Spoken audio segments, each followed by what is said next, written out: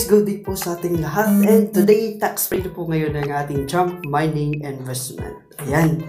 So, excited na ako guys para mag-withdraw ng ating fund. And of course, today, papakita ko sa inyo dito yung live withdrawal natin gamit po yung ating account dito sa Jump Mining. So, first, open lang po muna natin yung ating Jump Mining application. Ayan. So, dito tayo sa Jump Mining apps. Okay, so dito, ayan, malakas yung internet natin. So dito, get on natin tong ating 6.50, no? Daily natin, 6.50. Then as of today, meron tayong 86.12. Ayan, so papakita ko sa inyo dito guys kung magkano yung i-withdraw natin. So yung total withdrawal natin dito is nasa 81.82. So ito yung pwede natin kunin. So try natin to withdraw yung 86.12 kung matatanggap nga ba ito ng ating account. Okay, so 81.82 lang yung ma-withdraw natin dito. So click natin yung 81. Okay, so yung makukuha natin dito guys is 4,941 pesos. Ayan, zero tax free po today. So dito, yun po yung GCash account natin, yung pangalan natin, and of course, after nito, pa-check mo yung credentials mo kung tama, then click yung withdraw now. Ayan, so successful yung ating withdrawal.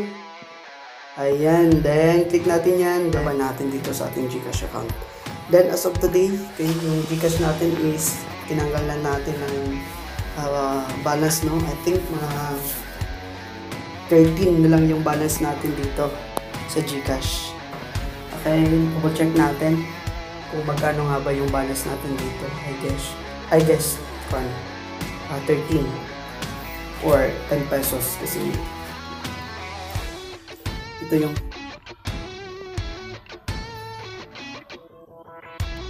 okay, so 13.26. So ito po yung balance natin. Then dito sa ating Jump Mining mamaya ay malalaman natin dito kung magkano yung total balance natin dito, no? So withdrawals natin. Okay, so dito ang makukuha natin mamaya is nasa 81, makuha natin is 4,941. So, hello guys, so what's up? And today, ayan po, may update na po tayo dito sa ating investment. And okay, double check natin yung ating Jump Mining application.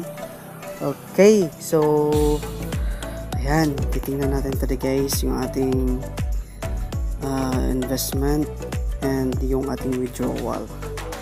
And so as of today, click natin yung withdrawals record natin and success na po yung ating withdrawals guys. Ayan. So, screenshot po natin ito. Then, isave natin. And of course, punta po tayo sa GCash natin. Ayan. So, double check natin dito kung natanggap na nga ba natin yung okay. Okay, magkano yung natanggap natin. So, click natin muna dito.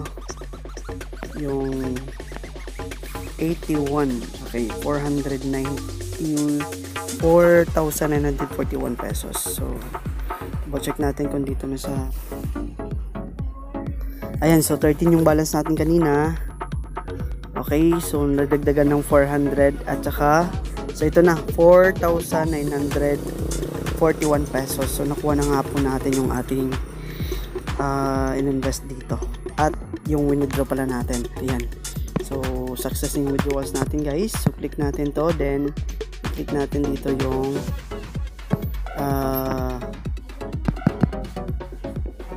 successful withdrawal natin. Then, i-share natin ito sa ating group later.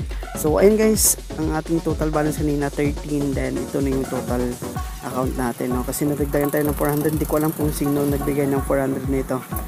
So, and guys, ito yung pinakamadali na income dito sa ating investment. So, kung gusto nyo mag-join guys, andyan po yung link natin sa description box ng video na ito.